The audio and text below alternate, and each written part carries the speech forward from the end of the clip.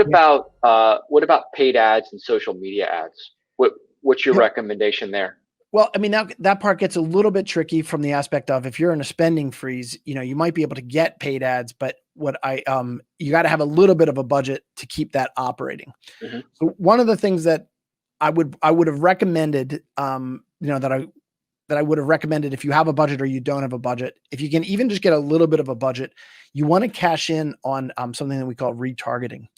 So a lot of people that, even if they're not going to be able to get services from that particular healthcare partner, when they go to the website, they don't even know it, but they're getting a tracking code or a piece, we call it a cookie. And the cookie basically goes onto their computer or goes onto their phone. So when they leave the website, your ads get to basically follow them around for 30, 60 or 40 days. It's kind of like that pair of shoes on Amazon where, you looked at them once and now they follow you wherever you go. So that's going to be an important thing to do. Other things that, you want to be able to do in that process is as they come to the website and as they engage, when that cookie is on their computer, you can also go back to organizations. Let's say hypothetically you're doing with Facebook, you can develop what's called lookalike audiences. And the lookalike audiences will basically say, hey, if patient number 1 came to my practice and that patient was an ideal patient, when they leave, I can go to something like Facebook and it says, say her name was Jane Smith, even though it's probably not a HIPAA thing to do. Right.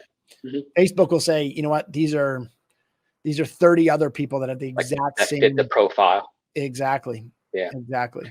And how about messaging? Like, how important is messaging, to this sector? Well, I mean, I think it's going to be really important from an aspect of, we talk about something called the buyer's journey. And what's going to happen when the buyer's journey is that there's going to be early adopters of technology that are going to buy in and they're just going to get it. And I think that the technology is so intuitive that when assuming that they're logged on and they're HIPAA, the program is HIPAA compliant, they're gonna be able to see things like their x-rays or their charts and things like that. And I think they're going to be like, wow, you know what? It actually feels better than being in the doctor's office myself. There's also going to be pieces of technology that they're going to be able to do to get their own blood pressure checked and stuff like that. I think it's going to be different, but it doesn't exactly have to be worse. Gotcha. So when I talk about messaging, there's going to be people that are early adopters and they're going to just get it. And then there's going to be other people of other demographics that are going to be in a scenario where they're just scared of the technology. Wait and see. Yep. Yeah. And so if you can't create a one size fits all message, you know what I mean? You have to know where they're at in the ideal perspective. And then you want to be able to create content, based upon the trends and the things that you see, because. Gotcha. So you're recommending that companies spend time developing buyer personas, developing that buyer's journey, and then developing the messaging that's associated to each of those niches within their target markets. Okay. Yep. So, and I want to comment on that is that a lot of times what happens is that a lot of healthcare centers don't know their own list. And what they do is they just blast their whole list with one message.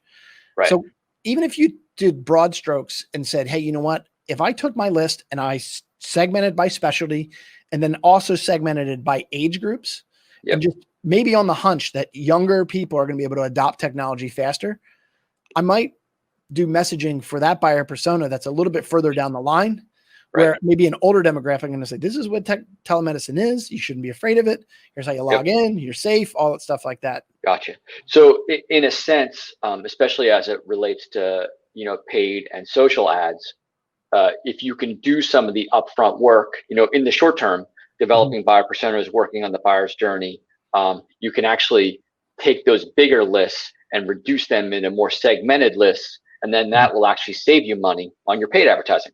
Correct. And the reason why we're saying paid in the short term, when we talked about a two-prong approach here, is that that's about speed and you can get there a little bit faster. Now, quicker. What I don't want to do is say you can snap your fingers and you have a paid campaign. It's up in 48 hours and it's effective.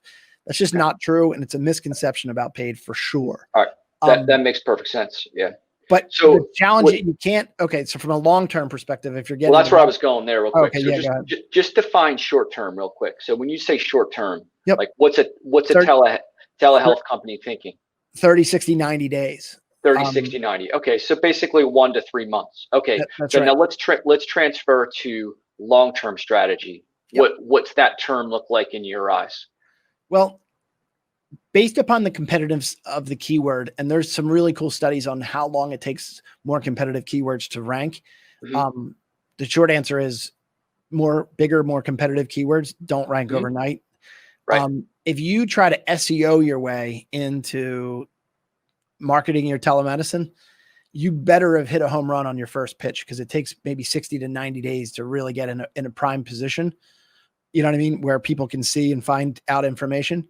And there's a lot of people also, there's a lot of practices marketing their telemedicine.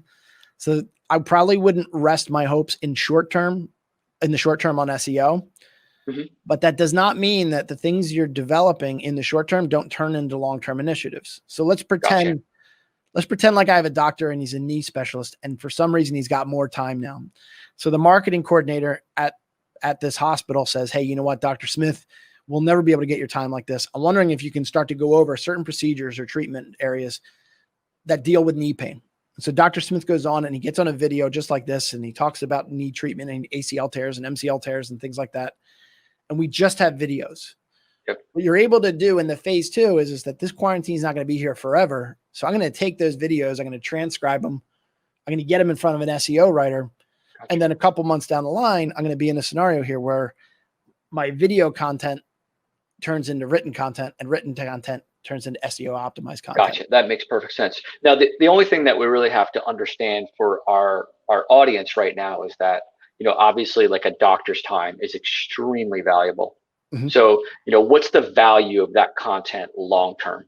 Sure. And you know what? Like, you can't get that doctor's time in normal days. And so with doctors who are on furlough or doctors who are going to be on a reduced schedule, you might be able to say, hey, you know what, Dr. Smith, this pandemic stinks. I know your time isn't going to feel like you have tons of time, but what I can say is that let's make the most of it. Let's get you in front of a camera, because I'll never be able to get this much of your time.